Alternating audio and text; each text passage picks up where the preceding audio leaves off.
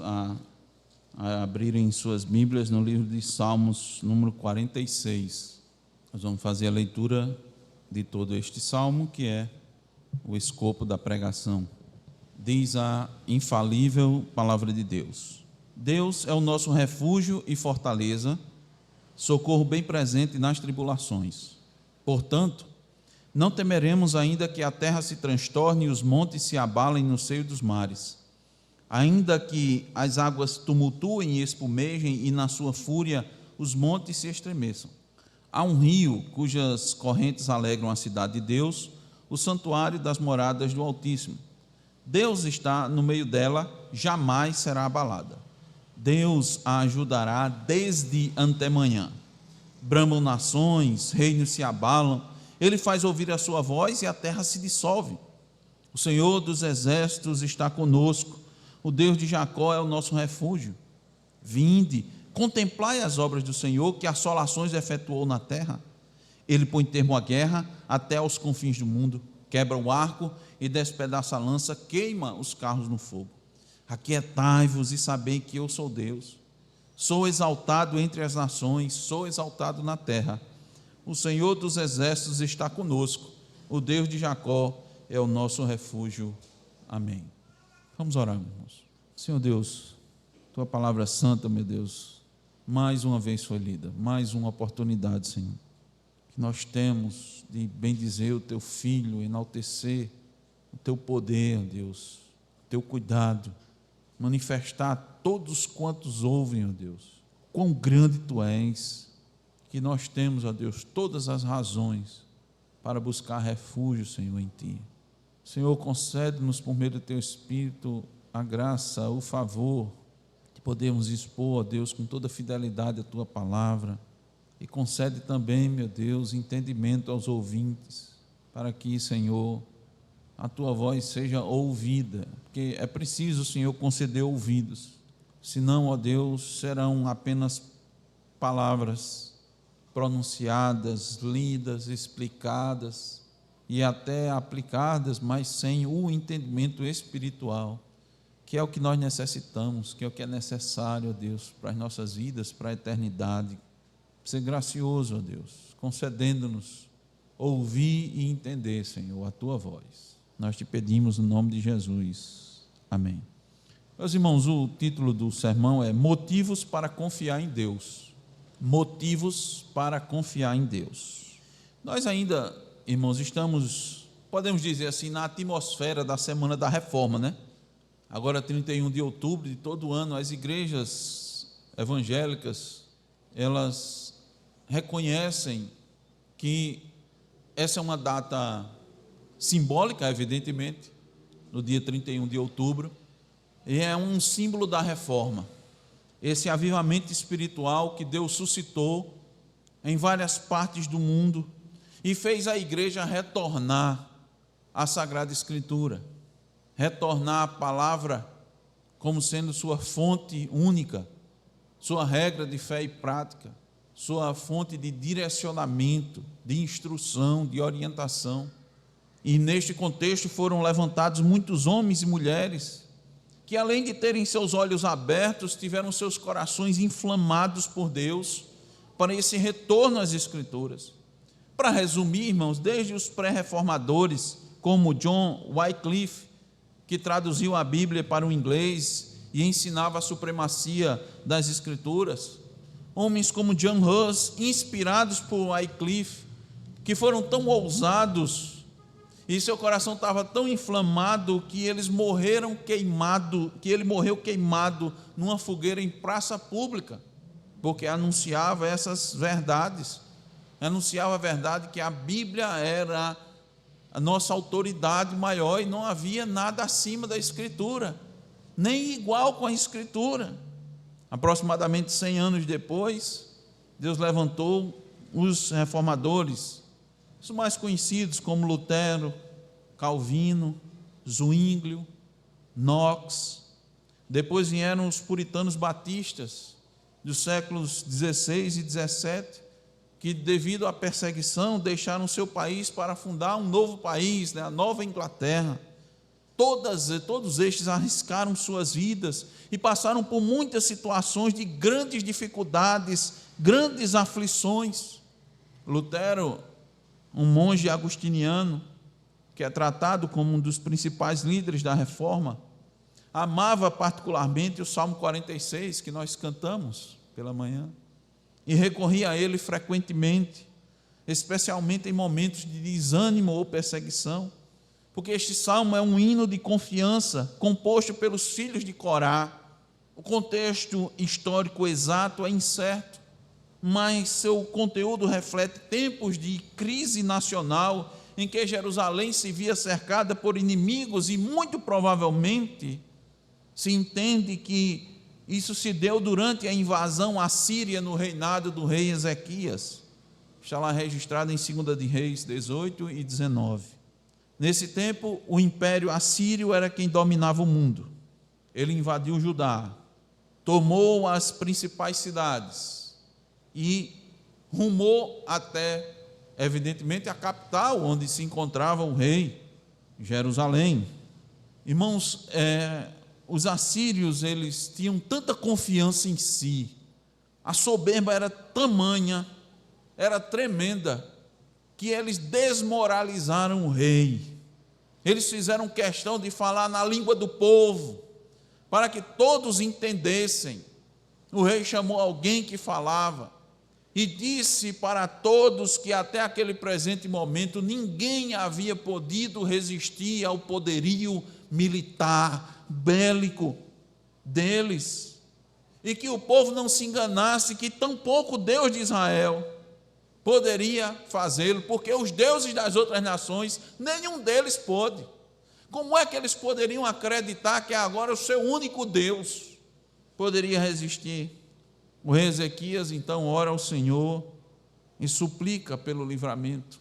Essa oração está lá em Isaías 37, do 14 ao 20. E o Senhor ouviu sua oração e agiu de forma poderosa. Numa única noite, irmãos, o anjo do Senhor saiu e feriu com uma praga o arraial dos assírios e matou quase 200.000 soldados. Com isto, Senaqueribe, o rei desse império assírio, foge para a sua terra e sofre uma derrota impensável. E ao chegar ao seu palácio, o que é que ele faz? Vai buscar o seu Deus. E quando estava a adorar, 2 dos seus filhos o matam à espada e fogem. Esse foi o fim do inimigo do povo de Deus. E o Salmo 46 é expressão de gratidão por esse livramento. Por isso que, irmãos, nessa oportunidade, nós queremos apresentar para os irmãos vários motivos que nós temos para também confiarmos em Deus. O primeiro motivo que nós temos para confiar em Deus, que Deus é o refúgio do seu povo em meio ao caos. Veja o versículo 1 novamente. Deus é o nosso refúgio e fortaleza, socorro bem presente nas tribulações. Deus é fiel, irmãos, à sua promessa e nunca vai abandonar o seu povo, porque Ele não muda. Ele havia prometido isso, Deus não se esquece. Deus não esquece das suas promessas. A própria palavra de Deus disse, eu afirmei e eu vou cumprir. E Ele fez isso. Desde quando Deus escolheu Abraão, Deus separou Abraão para um propósito. Ele disse: abençoarei os que te abençoarem e amaldiçoarei os que te amaldiçoarem. Vejam, irmãos, que essa promessa, ela está na mente do salmista, esse que compôs o Salmo 46. Observem o versículo 7 do Salmo 46. Ele diz: o Senhor dos exércitos está conosco, o Deus de Jacó é o nosso refúgio. A expressão, irmãos, Deus de Jacó é sinônimo de que Deus foi o Deus de Abraão, o Deus de Isaac e o Deus de Jacó, o mesmo Deus. E é o Deus, irmãos, de todos os eleitos depois deles pela graça, porque Abraão foi salvo pela graça. Abraão era um idólatra e ele veio de uma família idólatra e Deus o tirou do meio da idolatria. Então Abraão foi salvo pela graça e todos quantos foram salvos foram pela graça. E ele fez essa promessa: desde o início. E ele vai cumprir essa promessa. O salmista deixa claro que Deus é o nosso refúgio, porque no cerco dos assírios, as muralhas de Jerusalém, seus muros tão seguros, não podiam assegurar nada aos seus moradores. Naquele momento, não havia lugar seguro. Em nenhum lugar se podia estar seguro contra o poderio dos assírios. Mas tinha um lugar que você podia estar seguro, debaixo das asas do Onipotente. Eu quero, irmãos, que vocês atentem, porque Deus muitas vezes age também assim nos nossos dias. Quero que você observe bem isso. Irmãos, muitas vezes, não são poucas, Deus destrói as nossas fortalezas para mostrar que nós não podemos confiar em mais nada senão nele. E é bom quando isso acontece. Agora é dolorido, mas ele destrói suas fortalezas. Meus irmãos, Deus retirou as fortalezas de Noemi, primeiro seu esposo e depois seus 2 filhos. Por que ele fez isso? Para que ela fosse buscar refúgio no lugar certo. Onde é que a família dele foi buscar refúgio, irmãos? Em Moabe, entre os moabitas. Agora veja como Deus é. Veja, esse é o Deus. Se a gente olhar por outra perspectiva, eu quero que os irmãos pensem aqui comigo. Que Deus é esse? Matou o marido, tirou os 2 filhos, para que ela voltasse para o lugar onde ela de fato tinha seu refúgio, de onde ela não deveria ter saído. Os irmãos vão ver, nós vamos mostrar isso para os irmãos. Havia falta de pão na casa do pão, mas é melhor estar com falta de pão com Deus do que na fartura sem Deus, sem a presença de Deus. Muitos não entendem isso. Faça uma avaliação na sua vida e veja se em algum momento, ou até vários momentos, Deus não agiu dessa forma com você, minando suas fortalezas, destruindo suas fortalezas. Lembre-se que nosso coração é uma fábrica de ídolos, e algo bom pode transformar em um empecilho. Não havia nenhum problema em Noemi confiar no seu esposo como fonte, de provisão, e é assim normalmente a ser. Confiar que os filhos poderiam também cuidar dela e prover, é assim que deve ser. Mas nosso refúgio maior não é nosso pai, nem a nossa mãe, nosso esposo, nossa esposa, nossos filhos. Refúgio maior é o nosso Deus, é o único refúgio, é o refúgio. Por isso é importante perguntar nesse momento, onde hoje e onde está o seu refúgio? Em quem você confia? Quando as coisas apertarem, para quem você vai correr? Para o seu pai, para a sua mãe? Você acha que eles vão lhe livrar? Entenda, eu não estou dizendo que você não vai buscar ajuda nessas pessoas, mas é neles que você confia? É neles onde você deposita toda a sua confiança? Ou é no Senhor? Ou você está depositando sua confiança no seu trabalho, na sua capacidade? Não, eu não tenho assim muita coisa não, mas eu tenho muitos amigos, eu tenho amizade, e essas pessoas têm muita influência, elas vão me socorrer, elas vão me ajudar. Ou então você possa dizer, não, eu já alcancei uma condição financeira razoável, e eu, na minha cabeça, eu acredito que eu tenho como recorrer a elas. Qual é o seu refúgio? Para onde você vai se refugiar? No momento de tribulação, de dificuldade, em quem você está confiado? O versículo 2 em diante, irmãos, nos diz onde nós devemos colocar nossa confiança. Veja aí. Portanto, não temeremos, ainda que a terra se transtorne e os montes se abalem no seio dos mares, ainda que as águas tumultuem e espumejem e na sua fúria os montes se estremeçam. Quando isso acontecer, onde devemos pôr nossa confiança? Quem vai poder nos ajudar numa situação como essa? Seu pai, sua mãe, seu filho, sua filha? A terra tremendo. O salmista, irmãos, nos leva agora para um cenário aterrorizante, quase apocalíptico, em que montanhas tremem por causa do terremoto, e esses montes se afundam no mar, eles se abalam e as ondas aparecem como um tsunami. Recentemente, As câmeras registraram algo parecido com isso, quando as ondas de tsunami invadiram as cidades, os irmãos devem lembrar, arrastando tudo à sua volta. Alguém podia escapar, irmãos, daquilo dali, tinha onde se agarrar. E aqui o cenário é até pior, porque os montes se abalam e caem no meio do mar. Com essa linguagem, o autor quer transmitir aquilo que o povo de Deus estava passando no momento do cerco de Jerusalém. E foi aí que o rei buscou apoio no Deus de Jacó.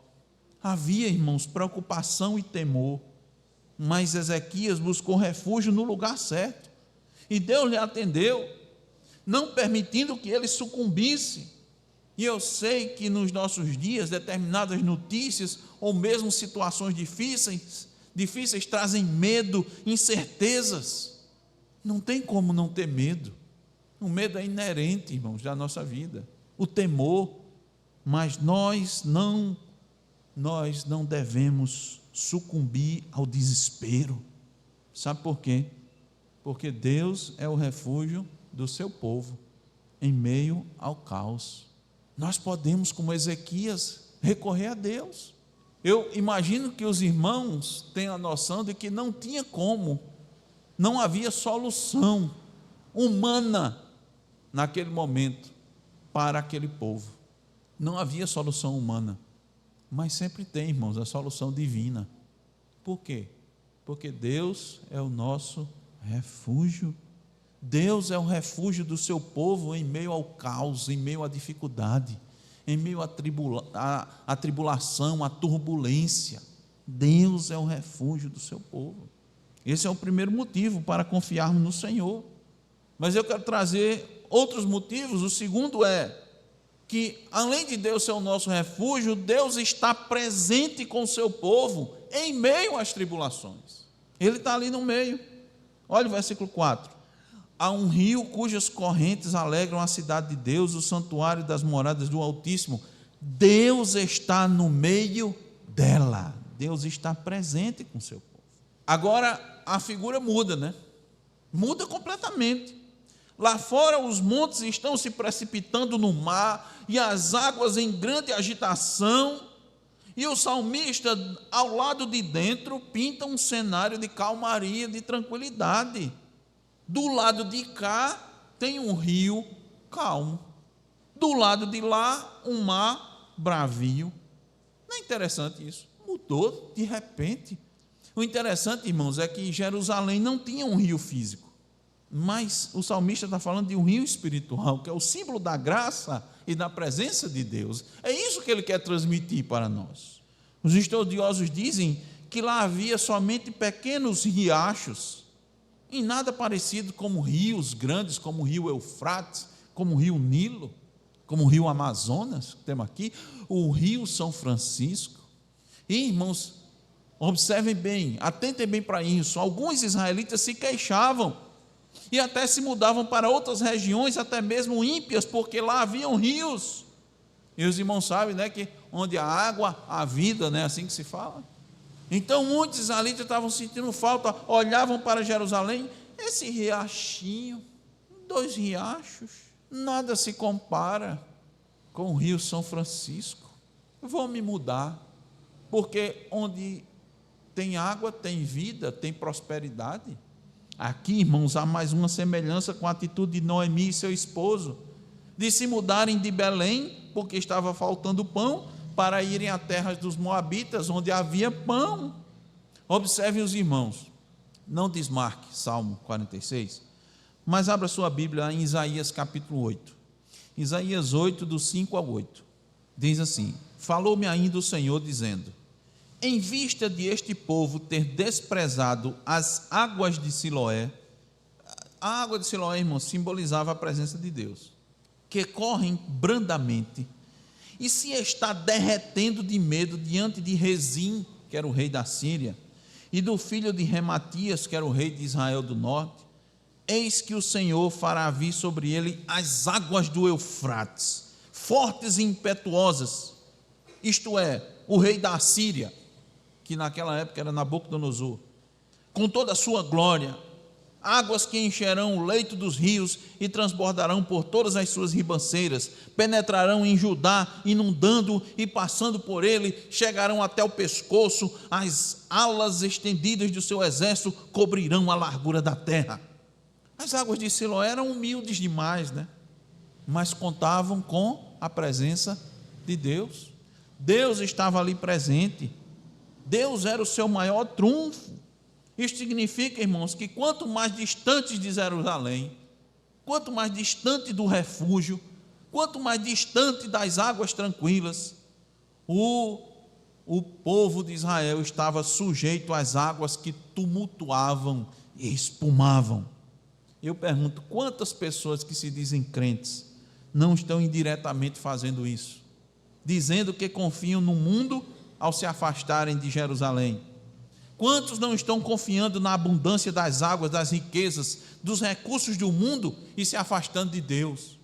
Por quê? Porque estão escolhendo mais, buscando, com os olhos cheios, nas águas abundantes do mundo.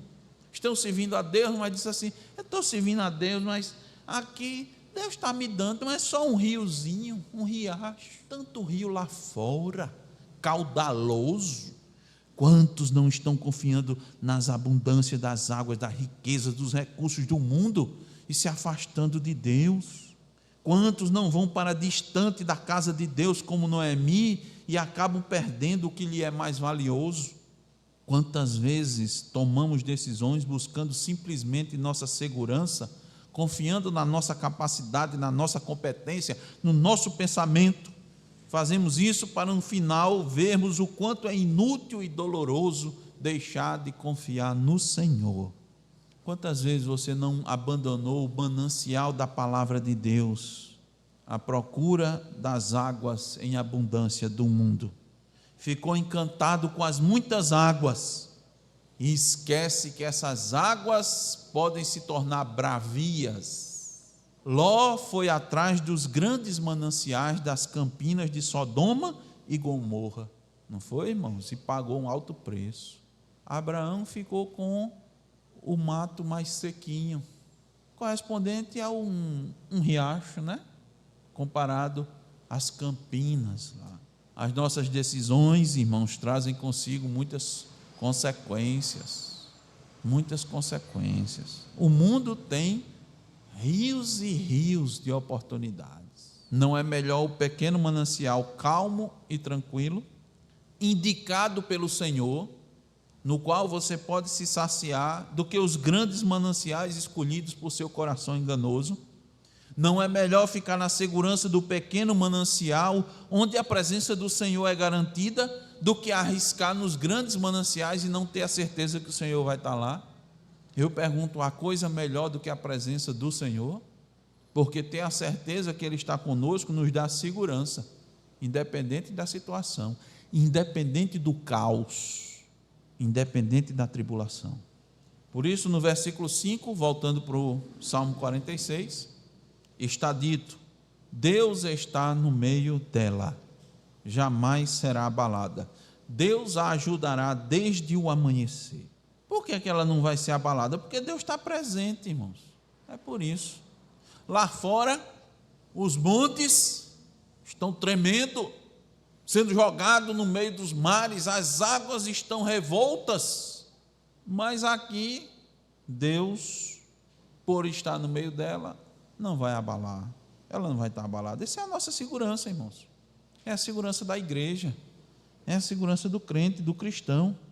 Deus é consolo para o seu povo desde o amanhecer, desde o amanhecer.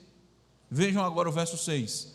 Bramam nações, reinos se abalam, Ele faz ouvir a sua voz e a terra se dissolve. Do lado de fora do refúgio, as nações bramam e os reinos se abalam.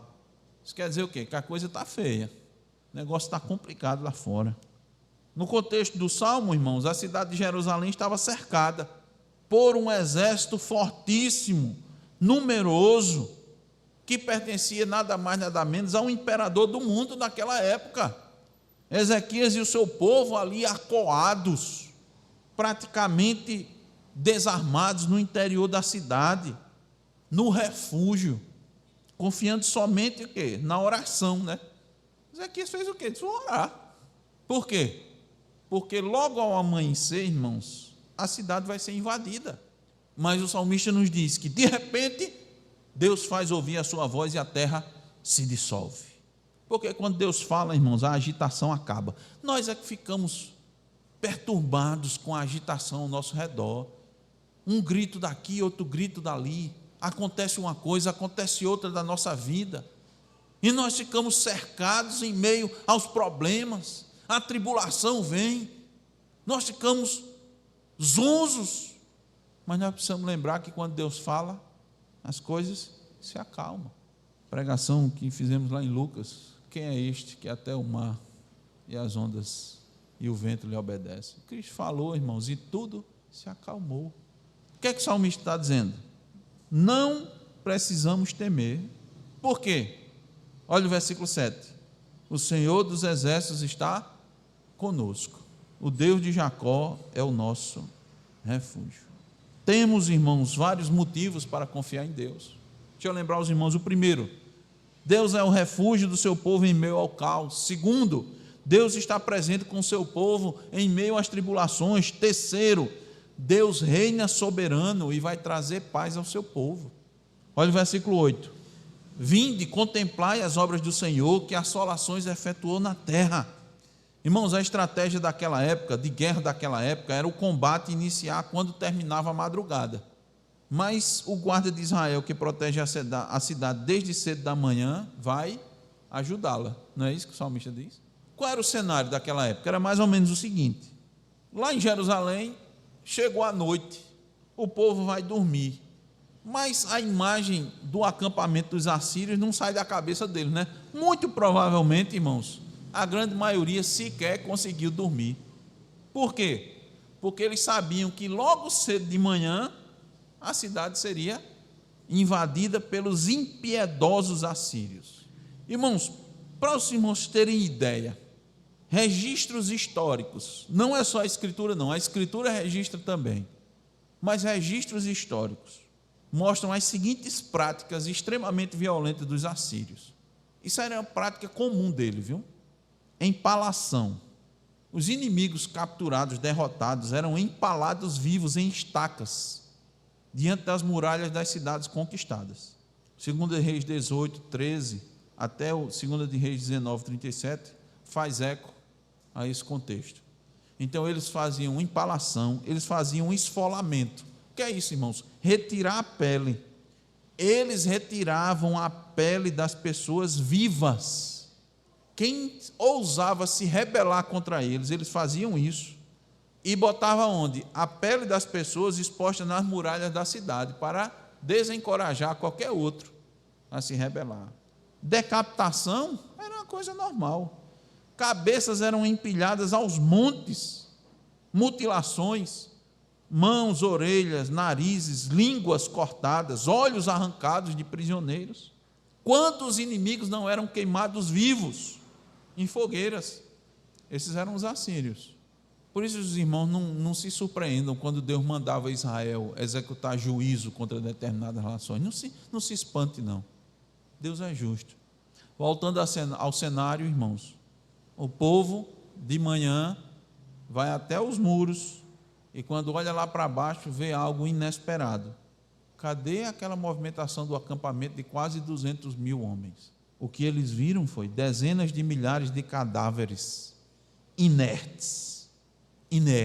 Os soldados anteriormente agitados, sedentos por sangue, loucos para praticar essa violência. Recentemente a gente viu violência parecida. O Hamas fez coisa parecida. Foram filmadas as atrocidades e quem assistiu passou mal. Alguns precisaram de atendimento psicológico.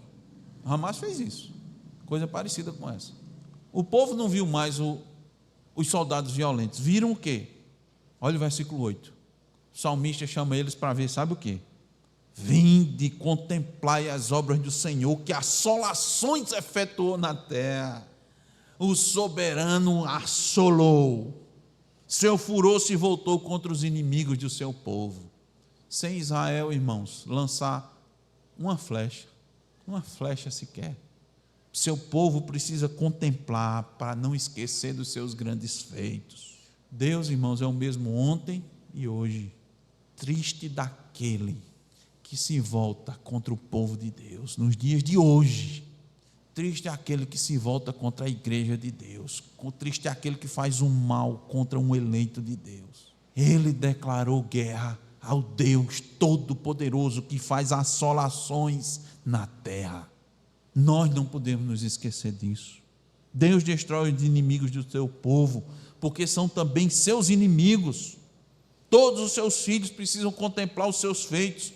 Coisas grandiosas ele tem feito na terra. Olha o verso 9. Ele põe termo à guerra até os confins do mundo, quebra o arco e despedaça a lança, queima os carros no fogo. Várias vezes, irmãos, Deus intervém para banir os inimigos ferozes que tentavam tomar a terra santa. E ele fez isso de modo arrasador. Os mais inteligentes estratagemas foram arrasados, desmantelados. Máquinas de guerra ficaram sem poder ser operadas. E na maioria das vezes, Israel não precisou dar um tiro sequer. Um tiro de arco. Deus fez tudo. Na conquista de Jericó, irmãos, Deus disse: cerca a cidade, e deu um grito, deu um brado. As muralhas ruíram. Não é que as muralhas tombaram, elas não tombaram, elas ruíram. E ele diz aqui: queimam os carros no fogo. Isso é uma figura, irmãos, empregada para expressar a vitória total e completa. Às vezes os irmãos veem até em filmes de época, o pessoal juntando os carros de guerra assim, tocando fogo, destruindo as armas dos inimigos.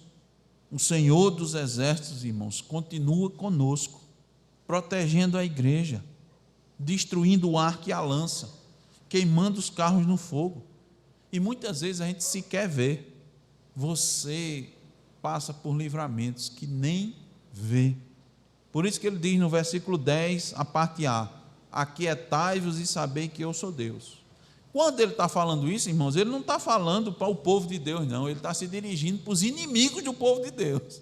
Ele está mandando uma mensagem para: fique quieto. É a mensagem do Salmo 2: beijai o filho, para que não se irrite, fique quieto. É a mesma linguagem. Ele vai se vingar daqueles que se levantam contra o seu povo. Você pode perguntar: mas pastor, o senhor falando desse jeito, parece que nada aconteceu de mal contra os filhos de Deus. E o senhor acabou de dizer que John Hus foi queimado na fogueira, não foi? E aí, onde estava Deus? Deus estava sendo glorificado. Agora, todos os inimigos vão pagar um alto preço. Todos os inimigos vão pagar um preço. Essa mensagem é para nós, para que nós, irmãos, confiemos no Senhor, para que a nossa visão não seja a visão do mundo, para ficar agitado, aperreado com as coisas que acontecem ao nosso redor, ao ponto de nos desesperarmos. A história mostra como morreram esses mártires. Eu pergunto, irmãos, vá ler a biografia, eles morreram aperreados, angustiados. Irmãos, tem uns que morreram cantando, queimados vivos e cantando. Outros disseram: venham, meus queridos, aprendam a seguir a Jesus, e iriam ser mortos, suas cabeças decapitadas. E eu pergunto: esses por acaso estavam tremendo, angustiados, aperreados, porque iam perder a sua vida? Eles estavam, irmãos, tranquilos, como quem está do lado de dentro, num rio, calmo, porque Deus estava com eles, Deus está presente. Eles não estavam abalados, A mensagem aqui é para os inimigos do Senhor, que se acalmem e deem glória a Deus. Olha a parte B do versículo 10: sou exaltado entre as nações, sou exaltado na terra. Deem glória a Deus, porque o poder de Deus se estende a todas as nações. Ninguém pode escapar do seu poder. Deus é onipotente e é onipresente. Por isso, irmão, nós perguntamos: como está a sua fé? Que tipo é a sua fé? A sua fé é suficiente para lhe convencer que você está debaixo do poder protetor de Deus? Você tem experimentado esse sentimento libertador? Nós lemos, irmãos, pela manhã, 1 de Pedro capítulo 1, vamos voltar para lá? Rapidamente, não desmarque não, a gente já está finalizando. 1 de Pedro, capítulo 1, a partir do versículo 3, diz assim: bendito Deus e Pai de nosso Senhor Jesus Cristo, que segundo a sua muita misericórdia nos regenerou para uma viva esperança, mediante a ressurreição de Jesus Cristo dentre os mortos, para uma herança incorruptível, sem mácula, imacessível, reservada nos céus para vós outros, que sois guardados pelo poder de Deus. É a mesma linguagem? Você vive tranquilo, entendendo que está guardado pelo poder de Deus? Entende que as nações, esses homens fortes, esses homens poderosos, você conhece algum homem poderoso? Você conhece uma pessoa rica, influente? Isso não é nada diante do poder de Deus. Cuidado para que sua incredulidade não menospreze as obras do Senhor, que agem em favor do seu povo, para você não ser incrédulo e ficar com medo, temendo. A Bíblia diz: a quem você deve temer? Não é aquele que pode matar o corpo. Você teme aquele que pode matar o corpo e mandar a alma para o inferno. Esse é o que tem poder. Ninguém mais tem poder como este. Não faça como os ímpios, tenha medo do corpo, do que vai acontecer com o seu corpo. Tenha medo do que vai acontecer da sua alma. Mas aqui há que tem o poder para guardar a sua alma. Cuidado com sua incredulidade. Sabe por quê? Porque Deus pode lhe colocar numa situação em que você passe a depender das obras dos homens, para lhe mostrar que eles não poderão lhe ajudar. Deus reina, irmãos, soberano, e vai trazer paz ao seu povo. Concluindo, irmãos, versículo 11: o Senhor dos exércitos está conosco, o Deus de Jacó é o nosso refúgio. Nosso refúgio está apenas no Senhor. Nós cantamos, irmãos, o Salmo 125, que diz: quem confiar em Deus é como um monte de Sião que não se abala. Há um rio cujas correntes alegram a cidade de Deus, o santuário das moradas do Altíssimo. Deus está no meio dela, jamais será abalada. Mesma linguagem do Salmo 125, mesma linguagem. Quem confiar em Deus não vai se abalar. Não se preocupe, não se desespere quando as coisas ao seu redor se abalarem devido às tribulações ou dificuldades. Deus nos deixou esse salmo para fortalecer a nossa fé e podermos glorificar o seu nome em meio às circunstâncias difíceis. Por quê? Dar graças a Deus em meio às circunstâncias fáceis é fácil, em meio à tranquilidade é fácil. Deus deixou, irmãos, esse salmo escrito para mostrar que Ele nunca abandona os seus filhos, como Ele nunca abandonou o seu povo, porque a promessa é: e eis que estou convosco todos os dias até a consumação dos séculos. Mateus 28, 20, a parte B. Conta-se uma história, irmãos, que este era o salmo favorito de Lutero. Ele ouviu uma menina cantarolando esse Salmo 46 e ficou a escutar. Isso mostra que a igreja sempre cantou os salmos. E poucos dias depois ele estava enfrentando seus acusadores na dieta de Worms. Esteja certo, meu irmão, que os cristãos têm motivos para confiar em Deus em meio às dificuldades. Que Ele assim nos abençoe com o entendimento da sua palavra. Amém. Amém. Vamos orar. Ó Deus, Tua palavra, Senhor, é tão assertiva, tão direta, Senhor, que não há como contestar, Senhor. Por isso nós te pedimos perdão, ó Deus, pela nossa incredulidade e às vezes que tememos e trememos, ó Deus, mais as circunstâncias, os homens, as pessoas, do que confiamos em Ti. Ficamos buscando, ó Deus, solução em outros lugares, ó Deus, e nos esquecemos que nosso refúgio está em Deus, porque Tu és o nosso refúgio e fortaleza. Obrigado, ó Deus, pela Tua palavra, Senhor. Isso é graciosa para conosco. Como, ó Deus, Tu compreendes a nós e as nossas carências e nos dá, Senhor, tudo aquilo que necessitamos.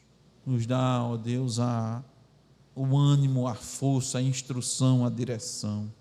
Te pedimos, ó Deus, que Tu sejas gracioso com aqueles que estão passando, ó Deus, por dificuldades, por tribulações, por angústias, seja de que natureza for, seja por uma doença, por um problema familiar, uma perseguição, ó Deus, no trabalho, ameaça, Senhor, de perda de emprego que representa, ó Deus, o sustento de uma família.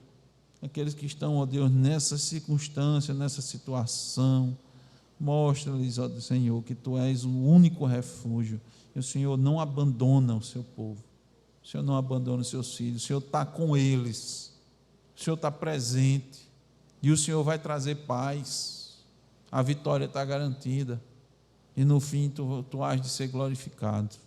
Em meio às turbulências, os gritos, o bramir das nações, muitas vezes é difícil, ó Senhor, ouvir a Tua voz mansa e tranquila, falando de dentro de Jerusalém, né?